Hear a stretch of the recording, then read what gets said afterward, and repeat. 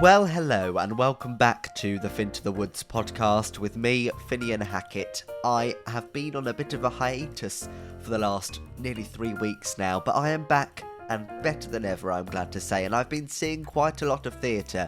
So, in this episode, I'm going to be taking you through what I've been to see and kind of reviewing each one. That's going to take up the majority of this episode. Plus, we are going to look at the Olivier Award winners, what went well, and just the joyful news of some great wins from the other evening.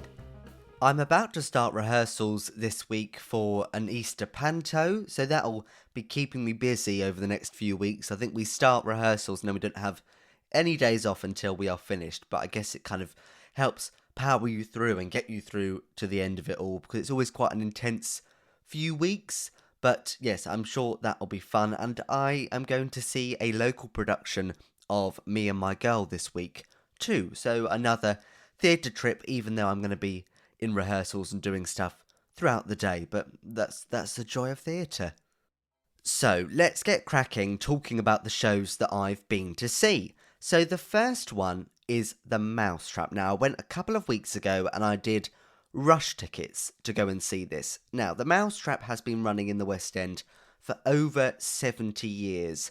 It's an institution, and it's more of, in my eyes, an attraction than it is a West End show. I think because it's been there for so long, it's such a staple of London and of the West End theatre scene that it just feels like it's almost like a permanent fixture rather than a show that could possibly close at some point. But it might do, but it hasn't done for 70 odd years. But the Mousetrap, as I said, has been running for such a long time, but I've never been to see it. And I love a murder mystery. If you don't know, the Mousetrap is written by Agatha Christie, obviously the famed crime and mystery writer.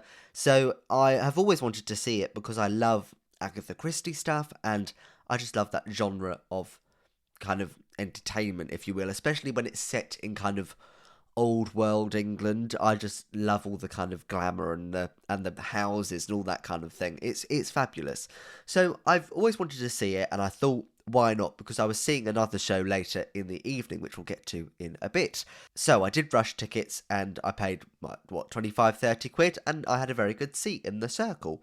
So this performance that I went to was performance number 30,007. They'd literally only celebrated their 30,000. I can't say that with my lisp.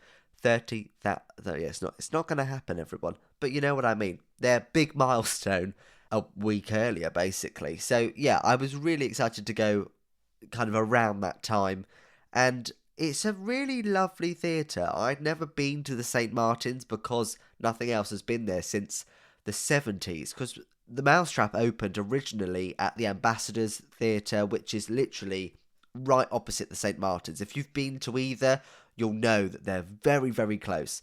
So it opened there in the 50s, and then one weekend, it closed on the Saturday. They moved over on the Sunday, and they reopened at the St. Martin's on the Monday, which I think is amazing. So it's been at the St. Martin's for quite a long time, but not always been there.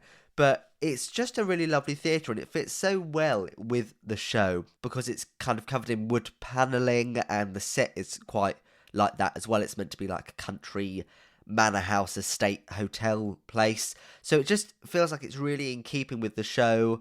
It's quite small, it's quite intimate, it doesn't feel really big, and obviously none of the actors have microphones either, so it's a really interesting setup, and a very classic one at that, which you don't necessarily see now, especially with modern plays. Most people are mic'd, but from what I could tell, there weren't any mics. There might have been some float mics or something, but on the actors, I don't think there were at all.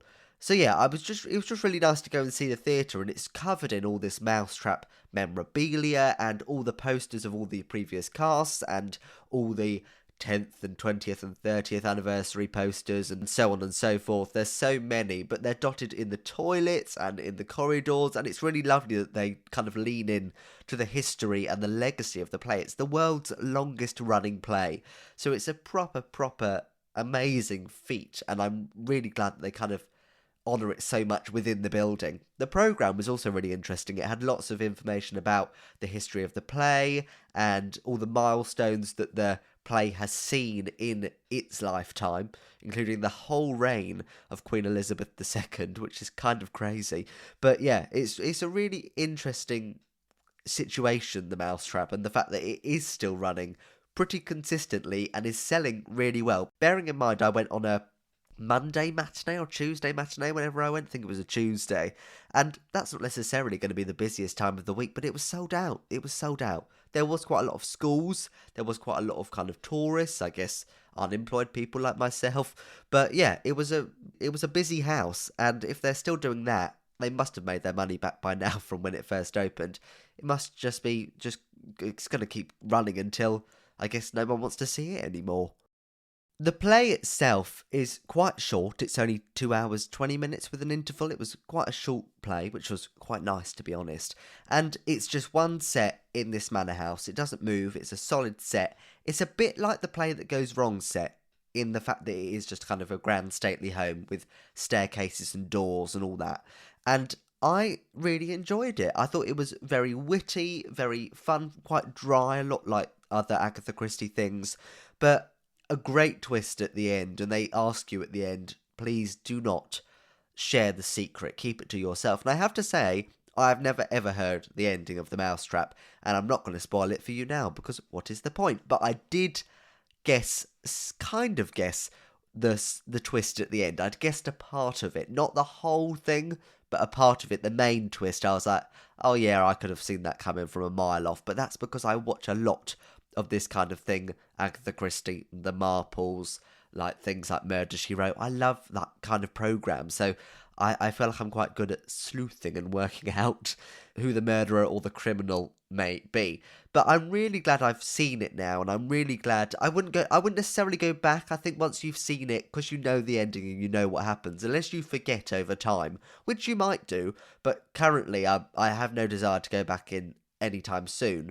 But I would recommend it if you really want to see such a staple piece of theatre history in the UK that is still running. I really would suggest you go, because it was really fun, really quite easygoing. It's not scary, it's just a nice little British murder mystery drama, and it's just really, really lovely. So yeah, I was really happy I've finally seen it, and it's another show to tick off my list. So after I'd been to see The Mousetrap, in the evening I was going to see Backstroke with my dad and stepdad. They'd been somewhere else, and we met up in the evening. So this play is at the Donmar Warehouse, and it stars Tamsin Greig and Celia Imrie. And the storyline is basically the mum, played by Celia Imrie, has a stroke, and she is in hospital. And we see a lot of scenes of her in hospital, and Tamsin Greig is her daughter, and she's coming in to visit her, but then we have a lot of flashbacks to the two of them in the past and their relationship at different points in time. So when either the daughter is a really young child, or when she's off to university, or when she's pregnant, and we see all these different time periods in their life and kind of how it reflects in how now, when she's in hospital after having this stroke, how it's kind of affected their relationship, I guess, and the way they feel towards each other. And I didn't really know anything about it going into it, and I really, really enjoyed it. The reviews for it hadn't been wonderful, and they'd been very middle of the road, but saying that the two main actresses were really, really good.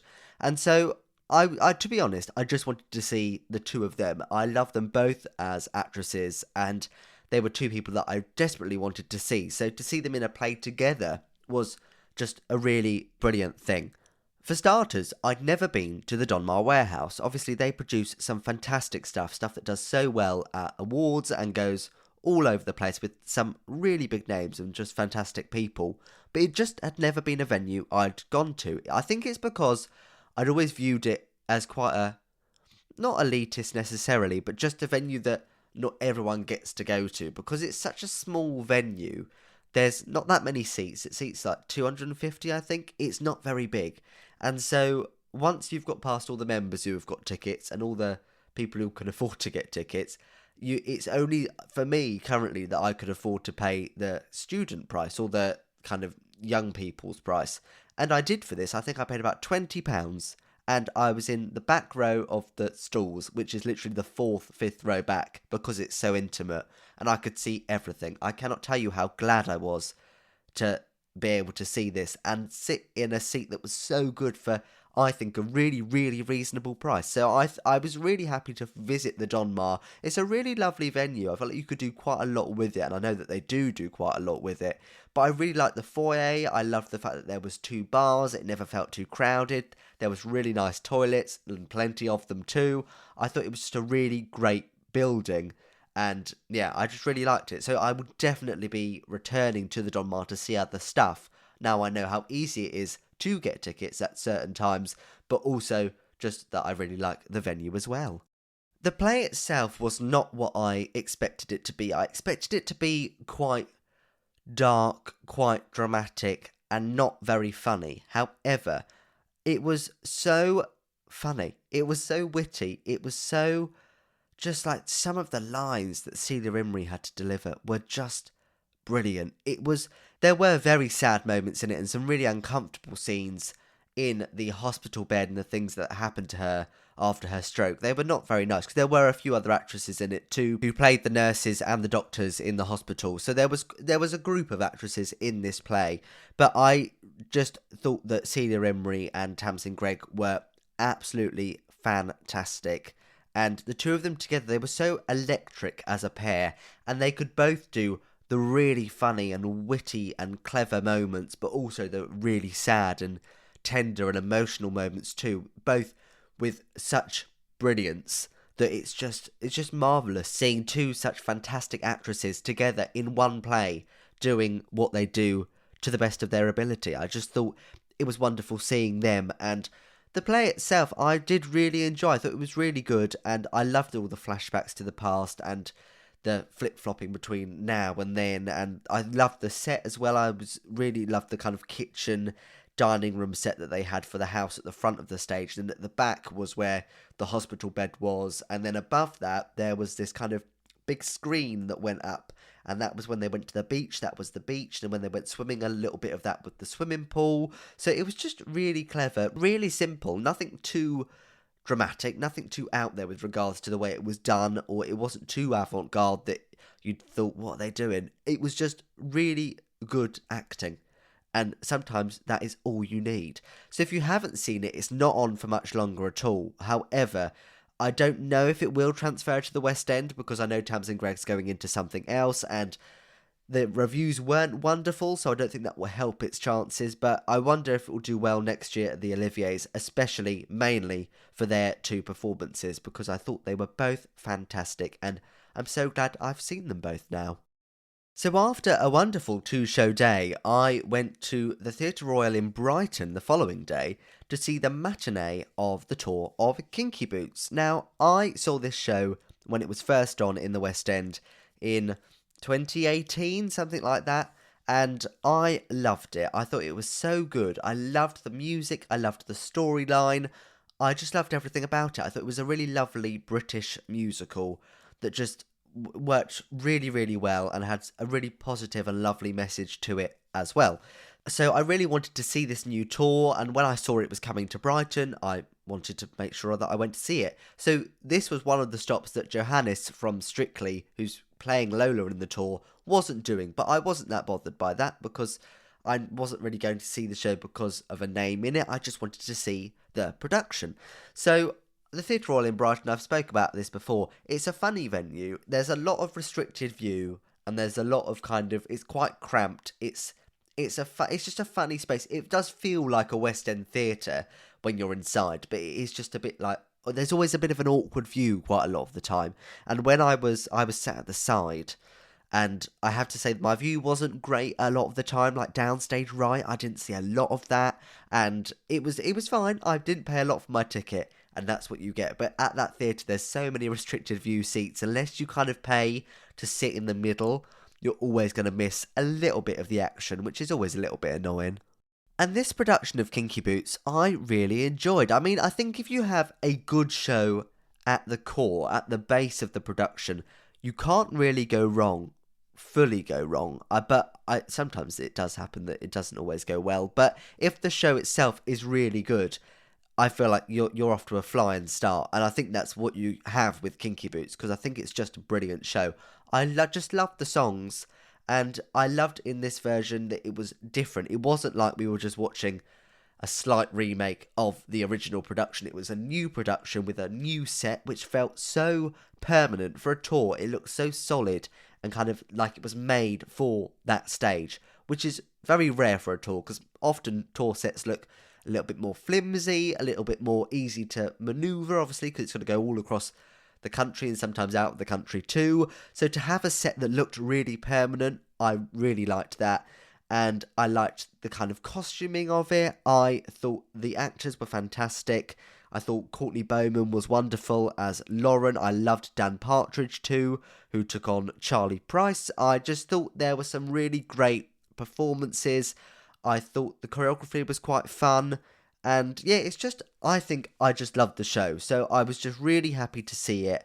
And it has such a great ending. The finale number, when they're all at the Milan fashion show after they've managed to get the Kinky Boots there, and they have that Raise You Up number. It's just such an uplifting finale and such a lovely ending to a really great musical. And yeah, I'm really glad it's having another tour around the country, and it's a different version, because more often than not, when you have a successful show like Hairspray, like Dirty Dancing, it sometimes takes a while for there to be a new production where it's not basically a replica of that original tour or original West End run, whatever it may be. So for Kinky Boots to tour with a brand new production, I think is also a really great thing, because it's not just rehashing the same old shit. It's new and it's exciting, and it keeps the material and the show fresh. So yeah, really glad I got to see that, and it's touring across the country through to the end of the year, I believe. So if you do get a chance, I do suggest that you go and see that if you can. Then I had a return visit to a show, or did the show return to visit me, maybe, because I went to see the show Ghost in Wimbledon, and my friend Kiana is in it, and I wanted to go and support her there. So I went to see it in Wimbledon, and then the tour came this past week to Eastbourne, which is my hometown. So I was really happy to see Kiana in Eastbourne, and we had a lovely time. We saw each other, and I took her around the town, and I obviously wanted to go and see her again at a theatre, the Congress Theatre, where I've performed many times in my life. And it was kind of a bit weird watching someone you know from a very different part of your life in a place where you've spent a lot of your childhood. It's a bit odd, but yeah, I went along to see that again, and I did really enjoy it. It's a very enjoyable show, and yeah, I mean, I've obviously seen this production only a few months back, but yeah, I'm glad I got to see it again and have another quick visit to see Ghosts. So I don't need to review that one, I'll give you in depth on that, but yes, that's continuing its tour for another month and a bit, and then that's the end of Ghost. Bye-bye, Ghost. And then I think my most interesting trip was to see The Devil Wears Prada in London. Now, I've been wanting to see this since it was having its kind of out-of-town tryouts in Plymouth last summer. And I love Vanessa Williams, and she is headlining this production of the show. And Devil Wears Prada's had a bit of a tumultuous life when it comes to its musical adaptation, because it had its premiere in Chicago, didn't do particularly well, was quite a different show with different songs, completely different costumes, staging, cast, everything. And so this production in the UK is a completely new take, new director, I believe, everything. So it was always going to hopefully be an improvement on what had previously been in the States. And obviously I'd heard a lot about this, mixed reviews to be honest, and I'd really wanted to see it for ages, but the tickets were quite expensive. However, I only paid £32.50 to sit in the third row of the dress in the Dominion, and I could see everything. It was such a good view. So that was a midweek matinee, so a Wednesday matinee, so not necessarily the easiest day for people to go. However, I just thought it was a fab view and such a brilliant price. I was so happy.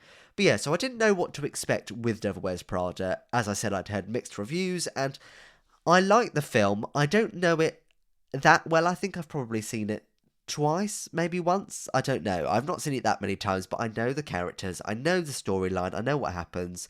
And it's so iconic, and there are so many iconic moments in that film that I do think it's a bit of a risk, I think, sometimes adapting these really well loved kind of cult films into a musical, because I think more often than not they don't necessarily work as well on stage as they do on film, because they were made into a film for a reason.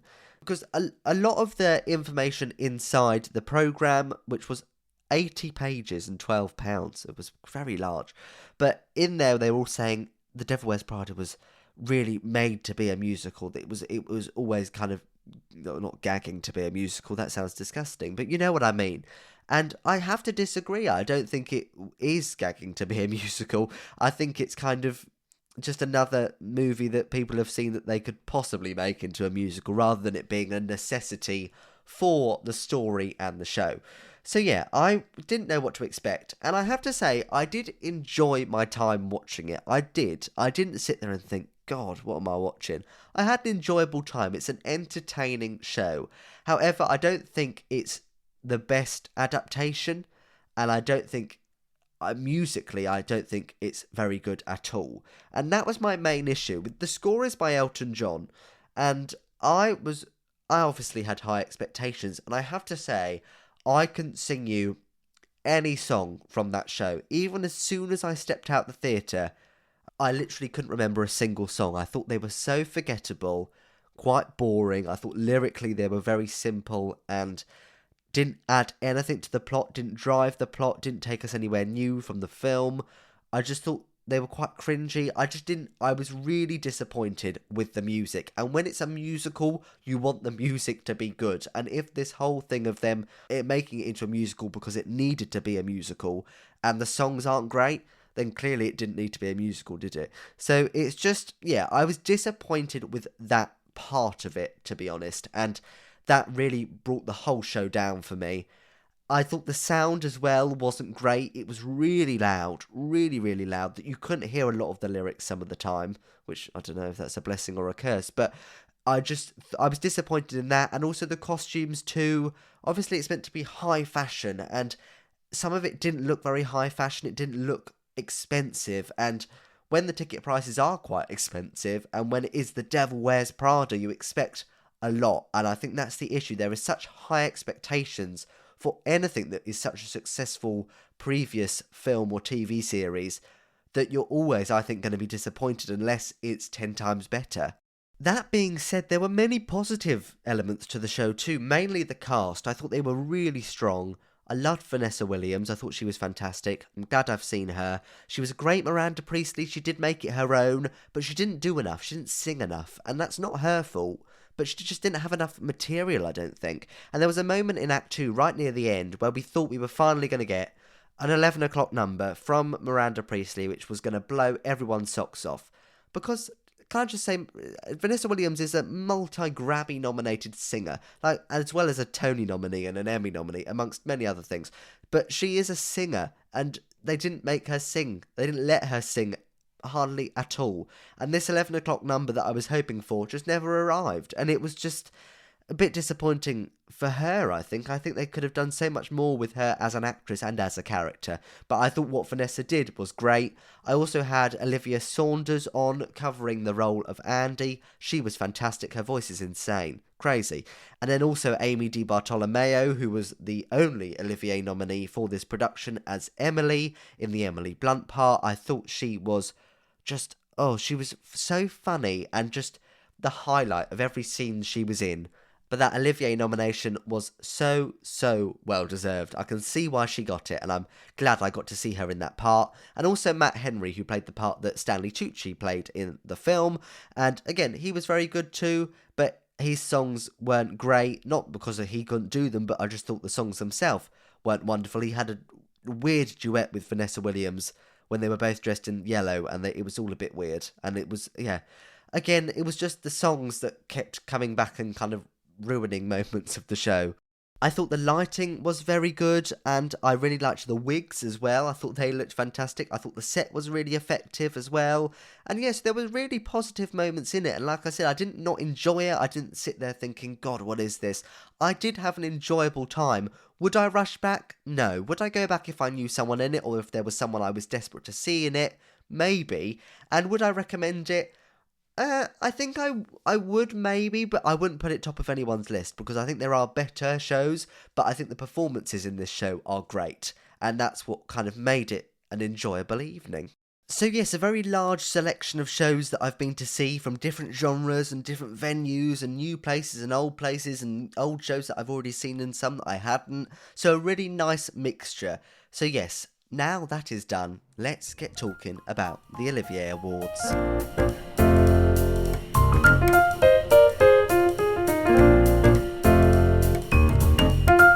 So the Oliviers took place on Sunday the 6th of April, hosted by Beverly Knight and Billy Porter at the Royal Albert Hall. And the nominations this year there was one clear front runner, and that was Fiddler on the Roof, which received 13 nominations, the same amount as Hamilton did. This was then, the next closest to it was a show with 6, and that was Natasha Pierre and The Great Comet of 1812. Then Giant and The Years both received 5. The Curious Case of Benjamin Button, Oedipus at the Wyndham's Theatre, Oliver and Spirited Away received 4. Ballet Shoes, Hello Dolly, MJ, Oedipus at the Old Vic, Starlight Express and Titanic received 3, and The Fear of 13, Feston, Frontiers, The Choreographers of Canada, The Importance of Being Earnest, Kyoto, Machinal, Shifters and Waiting for Godot all received 2. So quite an open playing field, but Fiddler on the Roof really was out there as kind of the front runner to take home a lot of the awards. So once again, they weren't broadcast live. The Oliviers were not broadcast live on British television, however they were broadcast live elsewhere on YouTube, which doesn't make any sense at all in my mind, and I've got angry about this every single year, but next year is going to be the year where it changes. I'm having faith that I am just going to pester the people who are in charge until it changes, because I think it's ridiculous that the biggest UK theatre awards aren't broadcast live in our own country. It doesn't make any sense. We have to wait till ITV do a kind of highlights thing at the end of the night, gone 10 o'clock, and they cut out half the awards anyway. But however, I did watch the awards live because I'm a clever person. So I did manage to watch them at the time and didn't have to wait till late in the evening to find out who the winners were. But let's take you through who the winners of the evening were anyway. So, Best New Musical went to The Curious Case of Benjamin Button. Best Revival of a Play went to Oedipus, the Wyndham's Theatre production. Best Musical Revival went to Fiddler on the Roof, and Best New Play went to Giant. Best New Entertainment or Comedy Play went to Titanic. Best New Opera Production went to Feston. Best Actor went to John Lithgow for Giant. Best Actress went to Leslie Manville for Oedipus, the Wyndham's Theatre production. Best Supporting Actor went to Elliot Levy for Giant, and Best Supporting Actress went to Romola Gary for The Years.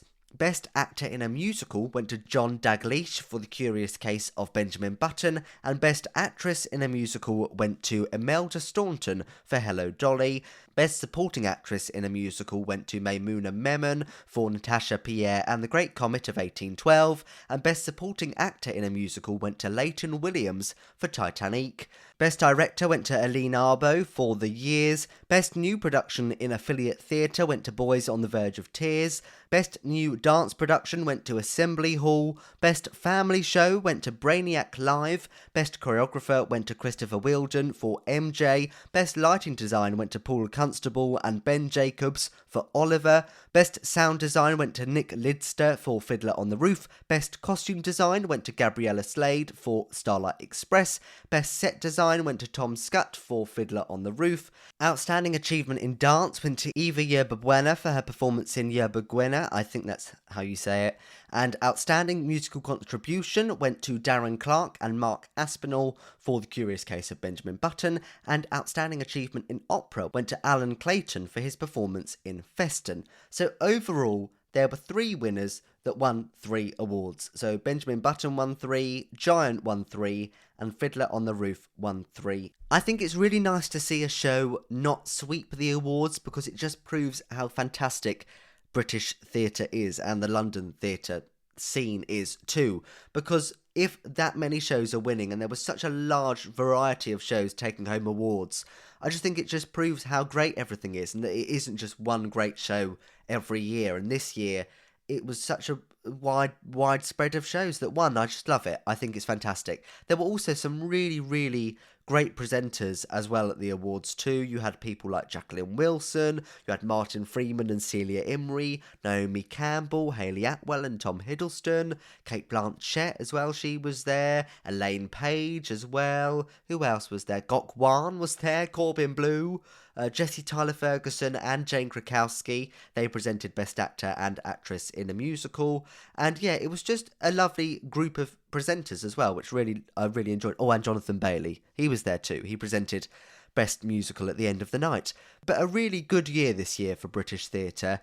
And yeah, on to the next one, I guess. But I do hope that the awards do get broadcast live eventually. I just think it's a bit of a piss take, to be honest. But hopefully also one day I'll get to be there live in person. I'd really, really like to go. So maybe next year will be my year. I say this every year, and it has yet to happen.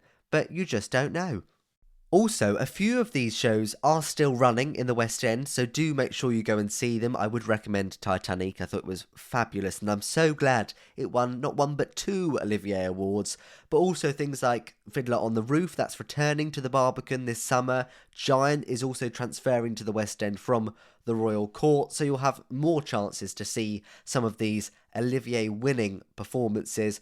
I obviously, if you have listened to the podcast or know my kind of musical, I am so happy that Imelda Staunton won for Hello Dolly. This is her 4th Best Actress in a Musical Olivier, more than any other actress ever. She won originally for Into the Woods in 1991. She then won for Sweeney Todd in 2013. She then won again in 2016 for playing Rose in Gypsy. And when she won her 3rd, that's when she became the kind of most award-winning actress in that category, but now she's extended it even more with her win for Dolly, and she had another Olivier too for A Chorus of Disapproval back in the day. So yeah, she's got 5 Oliviers to her name, and I just think she's fantastic, and I'm so happy she won. I do think it was hers for the taking, really. I think she was the front runner in that category all along, but a lot of the other categories were really wide open. Best Actor, for example, there were some great performances in there.